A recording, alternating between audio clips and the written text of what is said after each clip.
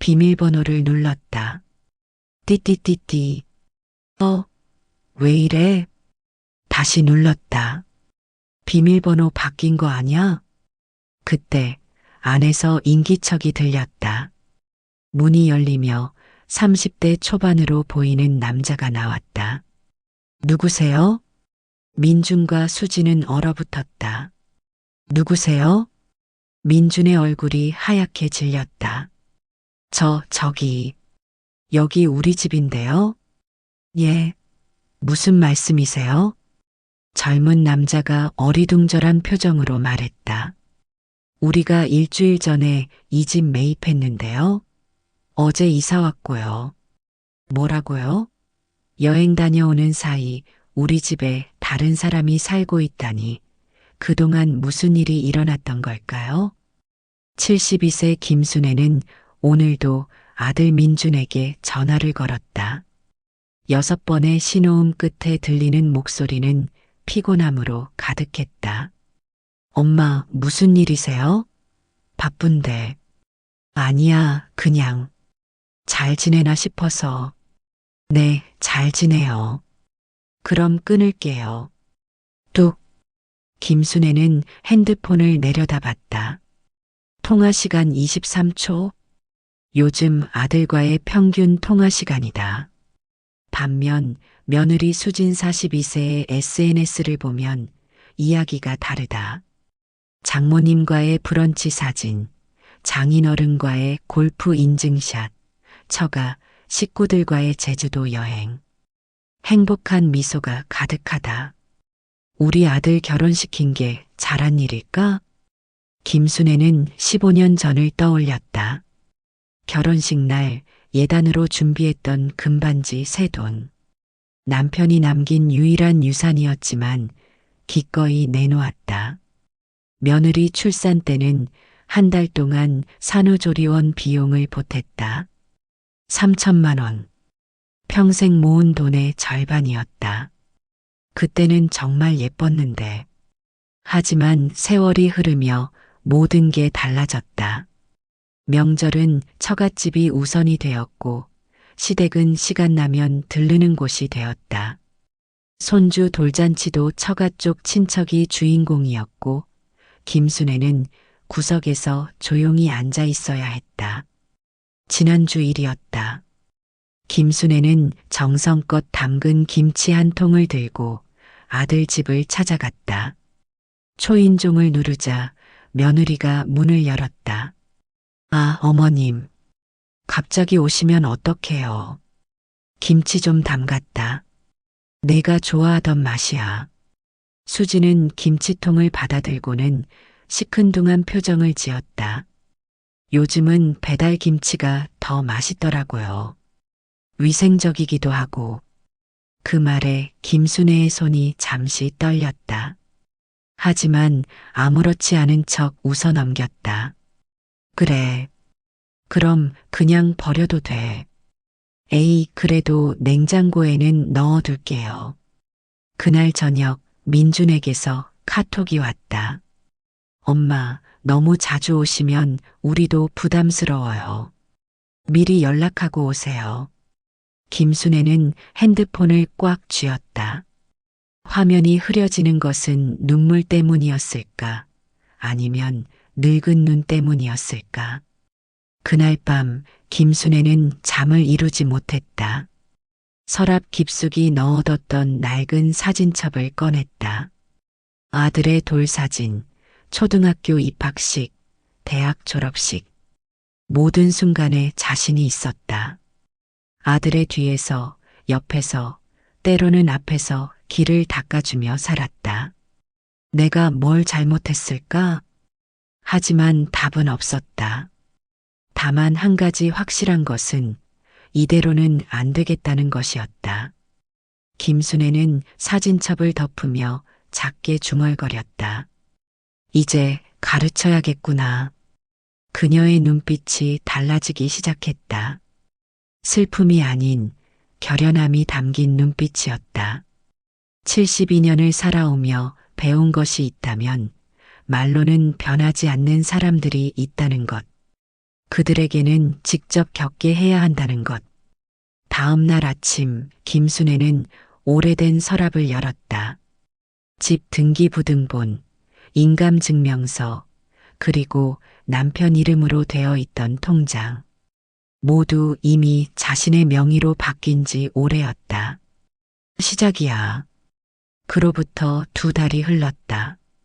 김순애는 더 이상 먼저 전화하지 않았다. 8월의 어느 토요일, 며느리 수진의 SNS가 업데이트되었다. 해시태그 가족여행, 해시태그 제주도, 해시태그 감사합니다. 엄마 아빠. 사진 속에는 민준 부부와 장인 장모, 그리고 손주가 함께 웃고 있었다. 제주도 리조트 수영장에서 찍은 인증샷이었다. 좋아요 312개. 김순애는 사진을 확대해서 들여다봤다. 5살 손주 지호는 외할아버지 품에 안겨 환하게 웃고 있었다. 불과 2달 전 자신이 안아주려 하자 울음을 터뜨렸던 그 아이였다. 외할아버지는 좋아하는구나. 김순애는 핸드폰을 내려놓고 달력을 펼쳤다. 빨간 펜으로 체크된 날짜들이 보였다. 3월 3일 장모님 생신 민준 부부 참석. 5월 8일 어버이날 처가만 방문. 6월 15일 장인어른 칠순 가족 모두 참석. 8월 2일 처가 제주도 여행 3박 4일. 반면 자신과 관련된 날짜는 5월 8일 어버이날 카톡꽃 이모티콘 하나. 7월 12일 김순애 생신 통화 5분. 공평하지 않지. 김순애는 작은 공책을 꺼내 적기 시작했다. 아들 내외의 일정, 통화 내역, SNS 게시물. 하나하나 기록해 나갔다. 감정적으로 대응하지 않기 위해서였다. 철저하게 사실만 기록했다. 추석이 다가왔다. 9월 중순, 민준에게서 전화가 왔다. 1달 만이었다. 엄마, 추석에 처가 먼저 갔다가 저녁에 들를게요. 그래. 수진이 부모님이 많이 편찮으셔서 이해해 주실 거죠? 김순애는 씁쓸하게 웃었다. 이해해 달라는 말은 참 쉽게 나오는 말이었다. 알았어. 조심해서 다녀와. 추석 당일 김순애는 혼자 차례상을 차렸다. 남편 영정사진 앞에 정갈하게 음식을 놓고 절을 올렸다. 여보, 우리가 어떻게 키운 아들인데. 목소리가 떨렸다. 눈물이 차례상 위로 떨어졌다. 저녁 7시 민준 부부가 도착했다. 30분 방문이었다. 엄마, 차례 지내셨어요? 우리 술 한 잔만 하고 갈게요. 지호가 피곤해해서. 그래, 어서 와라. 수지는 핸드폰만 들여다보며 앉아 있었다. 아마 처가 가족 단톡방을 보는 듯했다. 지호는 할머니 얼굴도 제대로 보지 않았다. 1시간도 안 되어 그들은 떠났다. 그럼 들어가 보세요. 안녕히 계세요. 차 시동 소리가 멀어지자 김순애는 조용히 서재로 들어갔다. 서랍에서 봉투 하나를 꺼냈다. 안에는 부동산 상담 예약서가 들어 있었다. 다음 날 김순애는 처음으로 부동산을 방문했다. 집을 팔고 싶은데요. 네. 이 집 시세가 14억은 될 텐데 정말 파실 건가요? 네. 1달 안에 처리해 주세요. 부동산 중개인은 놀란 표정이었지만 김순애의 단호한 눈빛을 보고는 고개를 끄덕였다. 알겠습니다. 좋은 조건으로 알아보겠습니다. 김순애는 부동산을 나서며 하늘을 올려다봤다. 구름 한 점 없이 맑은 가을 하늘이었다. 이제 시작이야. 10월 말 민준에게서 카톡이 왔다. 엄마, 11월에 장인어른 장모님이랑 일본 온천 여행 가요. 3박 4일. 그동안 잘 계세요. 김순애는 메시지를 읽고 나서 작게 미소 지었다. 완벽한 타이밍이네. 그녀는 즉시 답장을 보냈다. 그래, 잘 다녀와라. 천천히 실컷 즐기고 오렴. 네, 다녀와서 연락드릴게요. 민준의 답장에는 비행기 이모티콘이 가득했다. 설레는 마음이 그대로 느껴졌다. 11월 15일 오전, 인천공항. 김순애는 창가에 서서 이륙하는 비행기를 바라봤다. 일본행 오지백 7편. 아들 내외가 탄 비행기였다. 저 비행기가 돌아올 때쯤이면 모든 것이 달라져 있을 것이다. 공항을 나선 김순애는 곧장 법무사 사무실로 향했다. 김순애님 맞으시죠? 서류 다 준비하셨나요? 네, 여기 있습니다. 김순애는 가방에서 서류 뭉치를 꺼냈다. 등기부등본, 인감증명서, 인감도장, 매매계약서. 모든 것이 완벽하게 준비되어 있었다. 매수인분은 내일 오신다고 하셨죠? 네, 내일 오전 10시입니다. 알겠습니다. 그럼 내일 최종 계약 진행하겠습니다. 그날 밤 김순애는 30년을 살았던 집을 천천히 둘러봤다. 거실 벽에는 아들의 성장 과정이 액자로 걸려 있었다. 아들 방에는 아직도 대학교 때 쓰던 책상이 그대로였다. 부엌에는 명절 때마다 쓰던 큰 냄비들이 정리되어 있었다. 미안하다 얘야. 하지만 이렇게라도 해야 내가 정신 차릴 것 같구나. 김순애는 짐을 싸기 시작했다. 옷가지, 사진첩, 남편의 유품. 정말 필요한 것만 챙겼다. 나머지는 모두 두고 갈 것이다. 11월 16일 오전 10시. 매수인 부부가 도착했다. 30대 초반으로 보이는 신혼부부였다. 와, 정말 좋은 집이네요. 역세권이고 학군도 좋고 완벽해요. 젊은 부부의 행복한 모습을 보며 김순애는 묘한 감정을 느꼈다. 부러움일까, 씁쓸함일까. 잘 살아요, 부디. 네, 정말 감사합니다. 계약이 완료되었다. 14억 2천만 원. 현금으로 전액 입금 완료. 법무사가 말했다. 등기 이전은 내일 완료됩니다. 축하드립니다. 김순애는 고개를 끄덕이고 밖으로 나왔다. 손에는 작은 캐리어 하나뿐이었다. 마지막으로 집을 돌아보았다. 30년의 추억이 담긴 곳. 아들을 키우고 남편을 보내고 손주를 돌봤던 곳. 안녕. 김순애는 돌아서서 걸어갔다. 뒤돌아보지 않았다. 그녀가 향한 곳은 역세권의 작은 원룸이었다. 월세 50만 원짜리 작은 공간.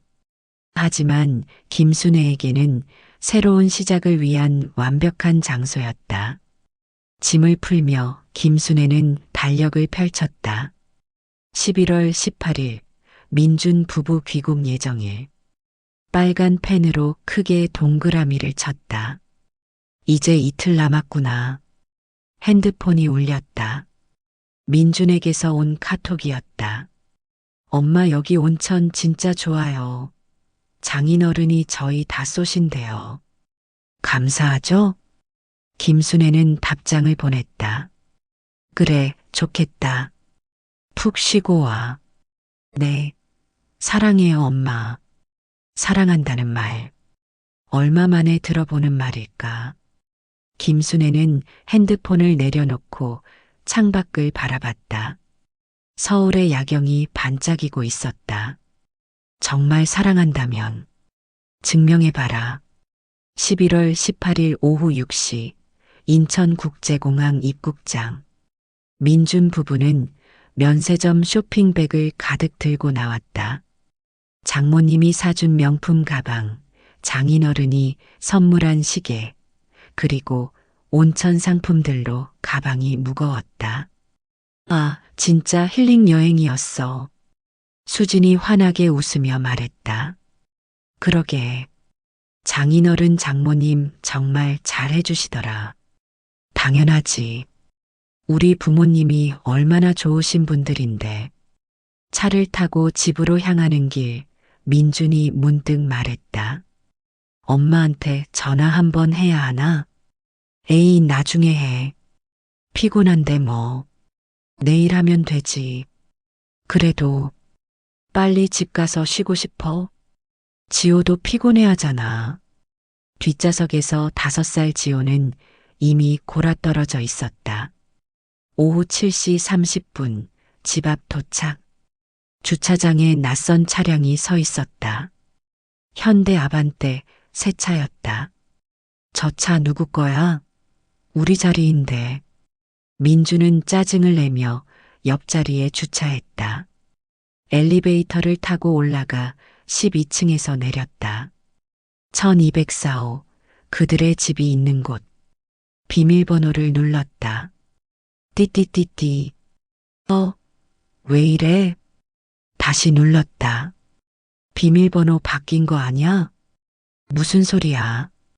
내가 바꾼 적 없는데. 그때 안에서 인기척이 들렸다.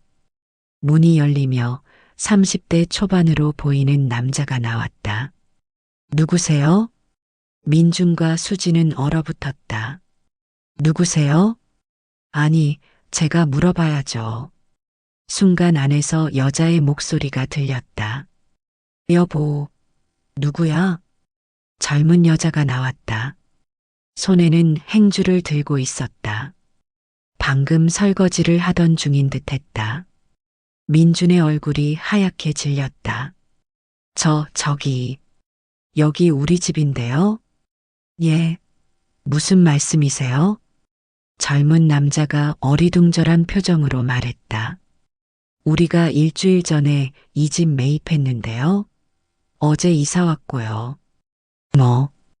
뭐라고요? 수진이 비명처럼 소리쳤다. 말도 안 돼. 이게 우리 집이라고요. 당신들 뭐 하는 사람들이야. 아니, 잠깐만요. 여기 등기부등본 보시겠어요? 젊은 남자는 핸드폰을 꺼내 서류를 보여줬다.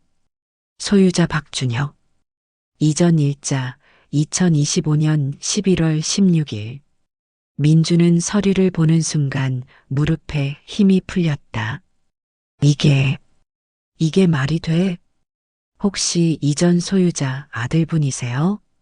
김순의 할머니가 아드님한테 연락 안 하셨나 봐요? 엄마가? 네, 저희한테는 아들이 따로 살고 있다고 하셨는데. 민주는 떨리는 손으로 엄마에게 전화를 걸었다. 뚜뚜뚜. 고객님의 요청으로 수신이 거부되었습니다. 수신 거부. 다시 걸었다. 또 수신 거부. 카톡을 보냈다. 읽지 않음. 수진이 울먹이기 시작했다. 이게 무슨 일이야? 우리 짐은? 지호 물건들은? 아, 그거면 창고에 다 정리해뒀어요. 할머니가 다 싸놓으셨더라고요. 젊은 부부는 안으로 들어가더니 창고 키를 가져왔다. 1층 창고 12번이요. 거기 짐 다 있어요. 민주는 키를 받아들고 그 자리에 주저앉았다. 엄마, 왜? 복도에는 민준 부부와 지호만 남겨졌다. 해외여행 가방과 면세점 쇼핑백을 든 채로 돌아갈 집이 사라졌다. 11월 18일 밤 10시. 민준 부부는 어쩔 수 없이 근처 모텔을 잡았다. 1층 창고에서 꺼낸 짐들이 모텔 방 한가득 쌓여 있었다. 이게 대체 무슨 일이야? 수지는 침대에 주저앉아 울고 있었다. 지호는 낯선 환경에 겁을 먹고 엄마 품에 안겨 있었다. 민주는 계속해서 엄마에게 전화를 걸었지만 계속 수신 거부였다. 미쳤어. 엄마가 완전히 미쳤어. 당신 엄마한테 우리가 뭘 잘못했다고 집을 팔아. 집을? 수진의 목소리가 높아졌다. 진정해. 일단 내일 아침에 엄마 찾아가 보자. 진정하라고? 우리 집이 없어졌는데. 그날 밤 민주는 한숨도 자지 못했다. 천장을 바라보며 생각에 잠겼다. 엄마가 왜 이런 짓을? 하지만 곰곰이 생각해 보니 대답은 이미 나와 있었다. 명절마다 처가만 간 것, 어버이날에 카톡 한 줄로 때운 것, 엄마 생신날 5분 통화, 김치를 무시한 수진의 태도. 우리가 잘못했나? 11월 19일 아침, 민주는 수소문 끝에 엄마가 원룸에 있다는 것을 알아냈다. 부동산 기록을 추적한 결과였다. 오전 10시 원룸 앞, 좁은 원룸 건물 3층. 민준과 수지는 초인종을 눌렀다. 딩동. 문이 열렸다. 김순애가 차분한 표정으로 서 있었다. 평소와 다름없는 모습이었다. 왔구나. 엄마. 민준의 목소리가 떨렸다. 수지는 이미 눈물 범벅이었다. 들어와라. 좁은 원룸 안. 간단한 가구들과 작은 식탁이 전부였다. 김순애는 차를 끓이기 시작했다. 앉아라. 엄마, 이게 무슨 짓이에요? 집을 팔다니. 수진이 울먹이며 소리쳤다. 김순애는 차를 따르며 조용히 말했다. 진정하고 앉아. 그녀의 눈빛은 차갑지도 따뜻하지도 않았다. 그저 담담했다. 민준과 수진이 자리에 앉자 김순애는 입을 열었다. 너희들 아직도 모르겠니? 뭐려? 나는 15년 동안 투명인간이었어. 무슨? 명절 때마다 처가가 우선이었지. 어버이날엔 카톡 한 줄. 내 생일엔 전화 5분. 김치 갖다 주면 배달 김치가 낫다고 하고. 손주는 외할아버지만 찾고. 김순애의 목소리는 떨리지 않았다. 오히려 너무 담담해서 더 무서웠다. 엄마, 우리가 처가 제주도 여행은 3박 4일. 나한테는 추석에 30분. 장모님 생신은 레스토랑에서, 내 생신은 통화로. 하나하나 나열되는 사실들에 민준과 수지는 아무 말도 할 수 없었다. 장인어른이랑은 골프 치러 가면서 나한테는 바빠서라고 했지. 죄송해요. 엄마, 정말 죄송해요. 민준이 무릎을 꿇었다. 눈물이 흘러내렸다. 이제라도 정신 차렸니? 네. 우리가 잘못했어요. 제발 집을. 집? 김순애가 처음으로 미소를 지었다. 하지만 슬픈 미소였다. 집은 이미 팔렸어. 14억 2천에. 엄마. 그리고 김순애는 서랍에서 봉투를 꺼냈다. 그 돈으로 새 집 샀다. 예. 역세권 신축 아파트. 34평. 방 3개. 민준과 수진의 눈이 커졌다. 너희 이름으로. 엄마. 하지만 조건이 있어. 김순애는 두 사람을 똑바로 바라봤다. 나도 함께 산다. 작은 방 하나만 내 거야. 그리고 앞으로 명절은 양가 공평하게.